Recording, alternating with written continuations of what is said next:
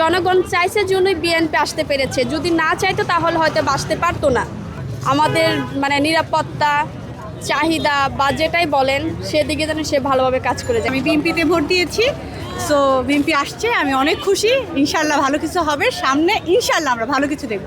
পুরুষ না, দেশটা কিভাবে সামনের দিকে নিয়ে যাবে সেটাই মেটার। ওকে, আগামীকাল ভোটের কেন্দ্রে গিয়েছিলেন, ভোট দিয়েছেন, কেমন পরিবেশ? হ্যাঁ আলহামদুলিল্লাহ অনেক ভালো পরিবেশ ছিল, কোনো উচ্ছৃঙ্খলতা ছিল না, বিশৃঙ্খলতা হয়নি, সুন্দরভাবেই আমরা ভোট দিয়ে আসছি। গত 17 বছরে কি ভোট দেওয়ার সুযোগ পেয়েছিলেন? আমি এই লাইফে ফার্স্ট ভোট দিয়েছি। না, আমি ভোটার অনেক আগে হয়েছি, বাট আমার কখনো ইচ্ছা হয়নি, এই ফার্স্ট আমার ইচ্ছা হয়েছে। আমার এলাকায় যিনি দাঁড়িয়েছেন আমার তাকে পছন্দ হয়েছে, বিধায় আমি তাকে ভোটটা দিয়েছি।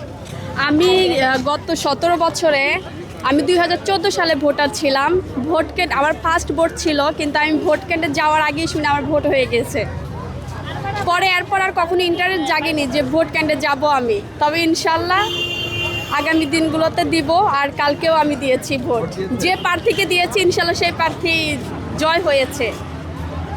এই যে প্রধানমন্ত্রী হিসেবে যাচ্ছে, তার কাছে প্রত্যাশা কি থাকে? প্রত্যাশা থাকবে তাকে আমরা যে মন মানসিকতা নিয়ে ভোটটা দিয়েছি সে যেন সেদিকে যেন এগিয়ে যায়। আমাদের নিরাপত্তা চাহিদা বা যেটাই বলেন সেদিকে যেন সে ভালোভাবে কাজ করে যায়, এইটাই থাকবে। নিরাপত্তাটা বলতে কি বোঝাতে যাচ্ছেন? না না, নিরাপত্তা বলতে এটাই বোঝাতে চাচ্ছি, রাস্তাঘাটে বিভিন্ন ধরনের বিশৃঙ্খলা করে, তারপরে হচ্ছে মানুষের বিভিন্নভাবে হেনস্থা করে, এগুলো যেন না হতে হয়, এইটাই চাচ্ছি নিরাপত্তা। আশা করি তারা শুনবে বা চেষ্টা করবে, কেননা দীর্ঘ 17 বছর তো ছিল আওয়ামী লীগ, এখন তো বিএনপি আসলো। কেননা জনগণ চাইছে জন্যই বিএনপি আসতে পেরেছে, যদি না চাইতো তাহলে হয়তো আসতে পারতো না। সেই প্রত্যাশা থেকে বলতে পারি আর কি।